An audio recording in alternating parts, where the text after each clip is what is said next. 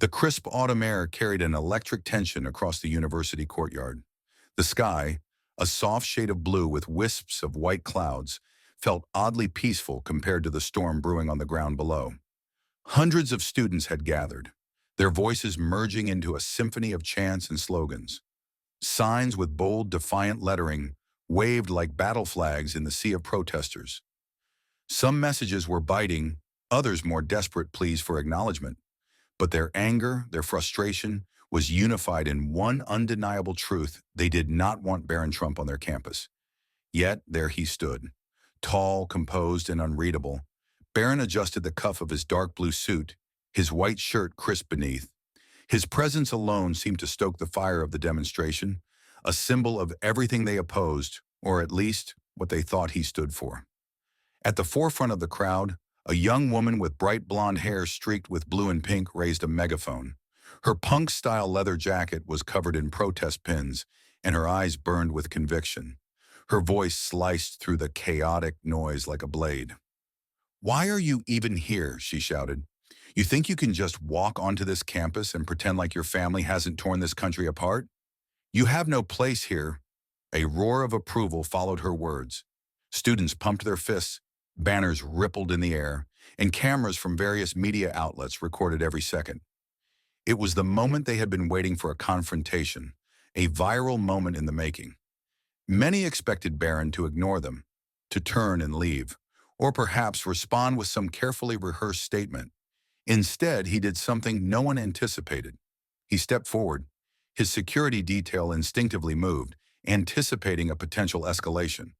But Barron lifted a hand, signaling them to hold back. He walked slowly, deliberately, closing the gap between himself and the young woman with the megaphone. The crowd hushed slightly, their collective breath held in suspense. When he stopped just a few feet away, he looked directly at her. His voice, calm yet firm, carried a weight that stilled even the most restless protesters. "What's your name?" The young woman hesitated. This wasn't how protests were supposed to go. Confrontation? Yes. Resistance? Absolutely. But dialogue? "Emily," she finally answered, lifting her chin defiantly. Barron nodded. "Emily, I hear you. I hear all of you. But do you really think shouting at me without a conversation is going to change anything?" A murmur rippled through the crowd. Some students exchanged uncertain glances, while others tightened their grip on their signs. The adrenaline-fueled certainty of protest was giving way to something far more complicated. Emily gritted her teeth. "We don't owe you a conversation. Your family never gave people like me a voice." Barron crossed his arms, his expression thoughtful. "You have a voice right now. You're using it. And I'm listening, so let's talk." Emily faltered for a moment. She had prepared for a fight, not a discussion. The crowd, previously feeding off her energy, now seemed hesitant, waiting to see where this would go. "Talk? Fine," she said, gripping the megaphone tightly. "Why are you even here? What do you stand for? Are you just trying to clean up your family's image?" Barron exhaled, choosing his words carefully. "I'm here because I want to understand perspectives that are different from mine, and because I refuse to believe that every person here sees me only as a last name, instead of an individual with his own beliefs. My father is my father. I am me. If we don't engage with people who challenge us, we learn nothing. So tell me, Emily, what change are you fighting for?" Emily blinked. Her fingers curled around the megaphone, but she didn't lift it again. "We want fairness. We want people in power to stop ignoring us. We want a future where leaders actually care." Barron nodded. "I respect that, and I won't stand here and tell you that I have all the answers.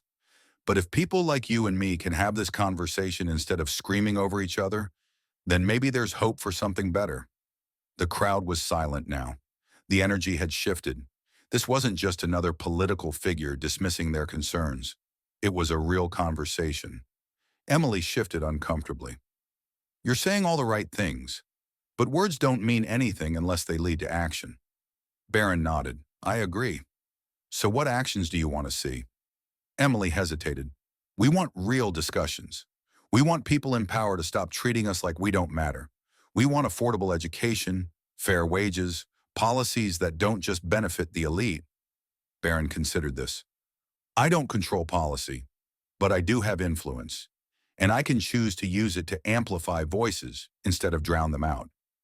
If you're willing to talk, I'm willing to listen. A young man with glasses stepped forward, his expression skeptical. You really expect us to believe you're different? Every politician says the same thing. They listen, they nod, and then they forget about us. How do we know you won't? Barron met his gaze directly. You don't. Not yet. But actions prove more than words, and I don't intend to forget this conversation. You have my attention now. Let's see what we can do with it. The young man hesitated, then extended his hand.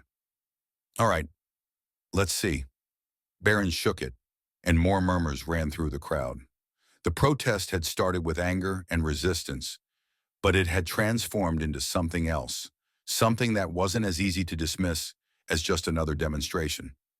Emily crossed her arms, her expression less hardened now. This isn't over, she said. But maybe, just maybe, this is the start of something real. Barron nodded. I hope so. A ripple of unexpected applause spread through the crowd, not of surrender, but of recognition. A shift had occurred. Not everyone would leave the courtyard as allies, but they would leave thinking. This moment, captured on dozens of phones and later dissected across social media, marks something rare in today's polarized climate.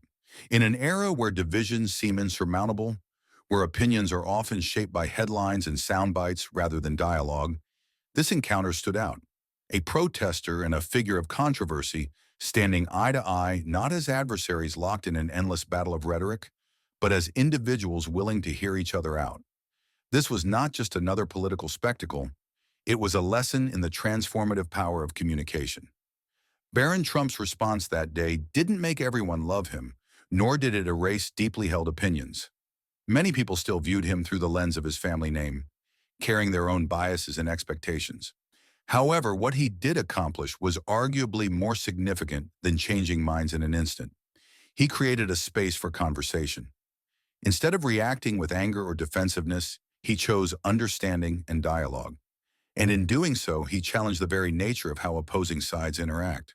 Too often in today's world, confrontation is met with more confrontation. Disagreements quickly escalate into shouting matches, where the goal is not to understand, but to overpower. Social media amplifies this divide, rewarding outrage over resolution. But when someone chooses to meet anger with calm, hostility with a genuine willingness to listen, something unexpected happens, the entire dynamic shifts. People who were once shouting feel compelled to lower their voices. Those who were unwilling to engage suddenly find themselves engaged. It is a subtle but powerful shift that can redefine the course of any discussion. So what can we take from this? We are reminded that assumptions don't define individuals, that behind every name, every label, there is a person with their own thoughts, experiences, and perspectives. We learn that yelling without listening leads nowhere, that real progress is not found in drowning out voices, but in creating spaces where voices can be heard. And most importantly, we see that even the most heated clashes, the most deeply rooted disagreements, can be turned into moments of progress if we are willing to step forward, not with hostility, but with openness. Perhaps the real revolution starts not with a megaphone, but with a handshake. A simple act, but one that carries with it the potential for something greater, a future where dialogue replaces division and understanding triumphs over assumption. Thanks for watching. If you enjoyed this story, don't forget to subscribe to our channel. It helps us reach more people and share more inspiring content.